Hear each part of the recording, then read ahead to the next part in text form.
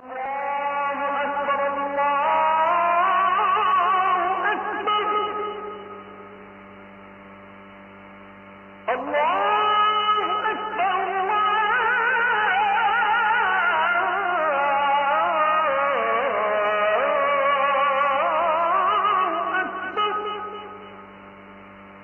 নম্বর guideline হচ্ছে আল্লাহ তাআলা বলছেন, ইয়া আইয়ুহাল্লাযীনা আমানু লা তারফাউ আসওয়াতাকুম ফাওকা সাওতিন নাবিক ওয়া লা তাজহারু লাহু বিল কওলি কাজাহরি বা'দিকুম লিবা'দিন আন তাহবাতা আ'মালুকুম ওয়া আনতুম লা তাশউরুন।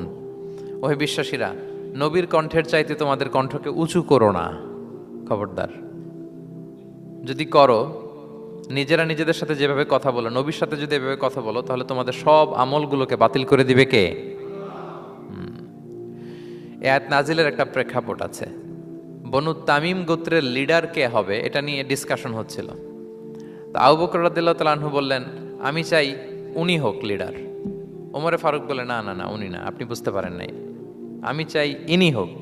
আবু বকর বলে, ওমর তুমি ঠিক বলো না, আমি বললে তুমি খুলে উল্টাটা বলো, উনি হলে ভালো হয়। আর ওমরে ফারুক বলে, না না না, উনি না, উনি হলে। এই যে উনি উনি করে দুইজন তর্ক বিতর্ক করতে করতে ওনাদের কণ্ঠটা রাসূল সাল্লাল্লাহু আলাইহি ওয়াসাল্লামের কণ্ঠের চাইতে একটু উঁচু হয়ে গেল, যেটা দেখতে অনেকটা অশোভন ছিল, সুন্দর দেখাচ্ছিল না। তো রাসূল সাল্লাল্লাহু আলাইহি ওয়াসাল্লাম সামনে বসা, ওনার সামনে উঁচু গলা করে কেউ কথা বলবে, এটা আল্লাহ বরদাস্ত করলেন না। আরশের উপর থেকে আল্লাহ তাআলা আয়াত নাজিল করলেন, লা তারফাউ আসওয়াতাকুম ফাওকা সাওতিন নবী, খবরদার নবীর কণ্ঠের চাইতে যেন তোমাদের কণ্ঠ উঁচু হয়ে না যায়। যদি যায় তাহলে তোমাদের আমলগুলো বাতিল হয়ে যাবে। এবং নিজেরা নিজেদেরকে যেভাবে ডাকো সেভাবে ডেকো না, এরকম করলে আমল বাতিল হয়ে যাবে। তো আল্লাহ তাআলা এখানে আদব শিক্ষা দিলেন যে রাসূল সাল্লাল্লাহু আলাইহি ওয়াসাল্লামের সামনে কথা বলতে গেলে খুব ভদ্র ভাষায় কথা বলতে হবে, শালীন ভাষায় কথা বলতে হবে। মজার ব্যাপার হচ্ছে, আপনারা জানেন কিনা জানি না, যারা হজ উমরা করেছেন আপনারা দেখবেন যে রাসূল সাল্লাল্লাহু আলাইহি ওয়াসাল্লামের পবিত্র কবরের উপর এই আয়াতটা এখনো লেখা আছে যে লা তারফাউ আসওয়াতাকুম ফাওকা সাওতিন নবী, নবীর কণ্ঠের চাইতে যেন কণ্ঠ উঁচু হয়ে না যায়। এজন্য দেখবেন যে যারা রাসূল সাল্লাল্লাহু আলাইহি ওয়াসাল্লামের কবর জিয়ারত করতে যায়, ওনারা কবরের সামনে যে ধৈর্য ধারণ করতে পারে না, বুক ফেটে কান্না আসে যে আজীবন যে নবীর কথা শুনলাম, যে নবীর হাদিস শুনলাম, যে নবীকে আমি এত ভালোবাসি, যে নবী আমার জন্য সুপারিশ করবেন, যে নবী আমাকে হাউজে কাউসারের পানি দিবেন, সেই নবী এখানে শুয়ে আছে। এটা ভাবতেই মুমিন হৃদয়ে বাঁধ ভাঙা কান্নার জোয়ার আসে, হাউমাউ করে কাঁদতে ইচ্ছে করে, কিন্তু ওখানে আওয়াজ করা যায় না, কারণ ওখানে লেখা লা তারফাউ আসওয়াতাকুম ফাওকা সাওতিন নবী, নবীর দরবারে বড় গলায় আওয়াজ করে কোনো শব্দ উচ্চারণ করা যাবে না। খুব ভদ্র বিনম্র চিত্তে রাসূল সাল্লাল্লাহু আলাইহি ওয়াসাল্লামের রওজার সামনে দাঁড়িয়ে আমরা সালাম পাঠ করি। তো এই নিয়মটা শুধু যে রাসূল সাল্লাল্লাহু আলাইহি ওয়াসাল্লামের জন্যই খাস তা নয়, আমাদের আব্বা আম্মা, আমাদের শিক্ষক, মুরব্বী, আধ্যাত্মিক নেতা, ধর্মীয় গুরু, ইসলামী আন্দোলনের বড় লিডার, এরকম যে কারো সামনে বড় গলায় উঁচু গলায় আওয়াজ করে কথা বলা যাবে না, বরং সেখানে ভদ্রতা, এটিকেটস, নম্রতা, এটা বজায় রাখতে হবে। এটা বুঝতে পেরেছেন? হ্যাঁ। পাশাপাশি রাসূল সাল্লাল্লাহু আলাইহি ওয়াসাল্লাম একবার দুপুরবেলায় ওনার ঘরে শুয়েছিলেন। সূরার নাম হচ্ছে সূরাতুল হুজুরাত, মনে আছে তো আপনাদের? সূরার নাম কি?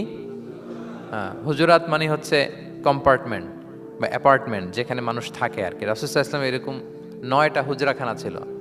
আপনার বাংলাদেশে ইমাম সাহেবের হুজরাখানা এই শব্দটার সাথে পরিচিত না সবাই? এই হুজরাখানা থেকে আল হুজরাত, রাসূল সাল্লাল্লাহু আলাইহি ওয়াসাল্লামের 9 জন স্ত্রী এই 9টা হুজরাতে থাকতেন এবং এগুলো মসজিদে নববীর সাথে অ্যাটাচ করা ছিল। দুপুরে খেয়ে রাসূল সাল্লাল্লাহু আলাইহি ওয়াসাল্লাম কাইলুলা করছেন, বিশ্রাম নিচ্ছেন। হঠাৎ কিছু বেদুইন লোক, যাদের মধ্যে সভ্যতার ছোঁয়া লাগেনি, তারা এসে রাসূল সাল্লাল্লাহু আলাইহি ওয়াসাল্লামকে ডাকতে আরম্ভ করলো, ইয়া মুহাম্মদ উখরুজ ইলাইনা, ইয়া মুহাম্মদ উখরুজ, এই মুহাম্মদ বেরো বেরো, কথা আছে, এই মুহাম্মদ বেরো বেরো। মানে কেমন যেন বন্ধুরে ডাকতেছে, মনে হচ্ছে বন্ধুকে ডাকতেছে। আল্লাহ তাআলা এটা বরদাস্ত করলেন না, বললেন খবরদার, নিজেরা নিজেদেরকে যেমনে ডাকো, নবীকে যদি অমনে ডাকো, তোমার ঈমান আমল সব বাতিল হয়ে যাবে, খবরদার, সব বাতিল হয়ে যাবে। বরং ওনাকে যখন সম্বোধন করবে তখন ডাক দিবে খুব ভদ্র ভাষায়, বলতে হবে ইয়া নবী আল্লাহ, ইয়া রাসূল আল্লাহ, ইয়া হাবিব আল্লাহ, এরকম ভদ্রোচিতভাবে রাসূল সাল্লাল্লাহু আলাইহি ওয়াসাল্লামকে ডাকতে হবে।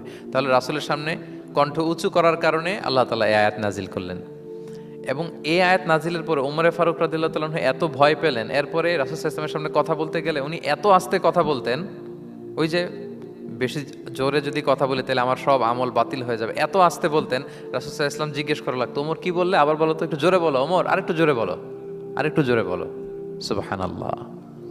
মানে এত মিন মিন করে এত ক্ষীণ ক্ষীণ শব্দে ওমর ফারুক কথা বলতে লাগলেন যে রাসূল সাল্লাল্লাহু আলাইহি ওয়াসাল্লামের বুঝতে কষ্ট হচ্ছিল কথা। তখন তিনি বলতেন, ওমর আরেকটু জোরে বলো না। কি বললে বুঝলাম না, আরেকটু জোরে বলো। ওনারা এতটা ভয় পেয়েছিলেন এই আয়াত নাজিল হওয়ার পরে। তাহলে 2 নাম্বার ইনস্ট্রাকশন হচ্ছে মুরব্বী, শিক্ষক, ওস্তাজ, ধর্মীয় গুরু, আধ্যাত্মিক নেতা, ইসলামী আন্দোলনের বড় নেতা, এরকম রেসপেক্টেড কারো সামনে উচ্চবাচ্য করে কথা বলা উচিত না। এটা আদবের খেলাফ, শিষ্টাচারের খেলাফ। আর আমরা বলেছি এই সূরাটা আমাদের শিষ্টাচার নিয়ে কথা বলে, সামাজিক রীতিনীতি, শিষ্টাচার, এটিকেটস নিয়ে কথা বলে। তাহলে এই যে 2টা ইনস্ট্রাকশন গেল।